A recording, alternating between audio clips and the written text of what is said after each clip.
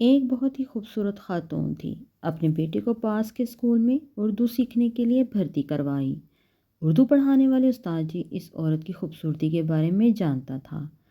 چھٹی کے وقت استاد نے اس کے بیٹے سے کہا، اپنی امی کو میرا سلام کہنا۔ بیٹے نے آ کر ماں کو کہہ دیا کہ ماسٹر صاحب نے آپ کو سلام بھیجا ہے۔ خاتون نے بھی بیٹے کے ہاتھوں سلام کا جواب سلام بھیج کر دے دیا۔ یہ سلسلہ ہفتے بھر چلا۔ خاتون نے شوہر سے مشورہ کیا اور اگلے دن بیٹے سے استاد جی کو کہلوایا کہ امی نے شام کو گھر پر بلایا ہے۔ استاد جی خوش۔ 3 دن سے نہایا نہیں تھا۔ باسی شیروانی کو استری کروایا، خوشبو مارا اور پہنچ گیا اس عورت کے گھر۔ خاتون نے پہلے آؤ بھگت کی، چائے ناشتہ کروایا، پھر بیٹے کی تعلیم کے بارے میں معلومات لیں۔ استاد جی رسمی باتیں کرنے لگے۔ اپنی اصلیت پہ آیا، کہا، ماشاء اللہ آپ کو خدا نے بڑی فرصت سے تراشا ہے لیڈی۔ وہ تو ہے۔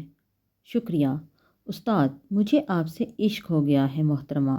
خاتون، جی ہاں وہ تو ہے، پر یہ بات اگر میرے شوہر نے سن لی تو بہت مشکل ہو جائے گی۔ وہ آتے ہی ہوں گے۔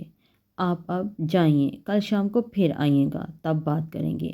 میں انتظار کروں گی۔ استاد جی چلنے کو ہوا ہی تھا کہ باہر سے اس خاتون کے شوہر کی آواز آئی، کون گھر میں گھسا ہے، حرام خور۔ استاد جی گھبرایا۔ میں چھپ جاؤں؟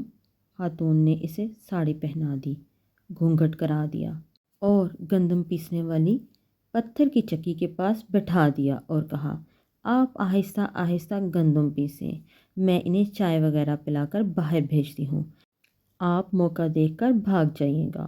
استاد جی لگے چکی چلانے اور گندم پیسنے۔ شوہر داخل ہوئے اور پوچھا، یہ کون عورت ہے؟ خاتون، پڑوس میں نیک رائے دار آئے ہیں، ان کی بیوی ہے، گندم پیسنے آئی ہے۔ شوہر اور بیوی بہت دیر تک ہنسی مذاق اور باتیں کرتے رہے۔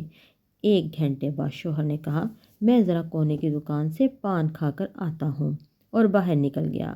1 گھنٹے تک گندم پیستے پیستے پسینے میں شرابور استاد نے ساڑی اتار کر پھینکی اور آنن فانن میں وہاں سے سر پر بھاگ لیے۔ 15 دن بعد عورت کے بیٹے نے اسکول میں استاد جی سے کہا، ماں نے آپ کو سلام بھیجا ہے۔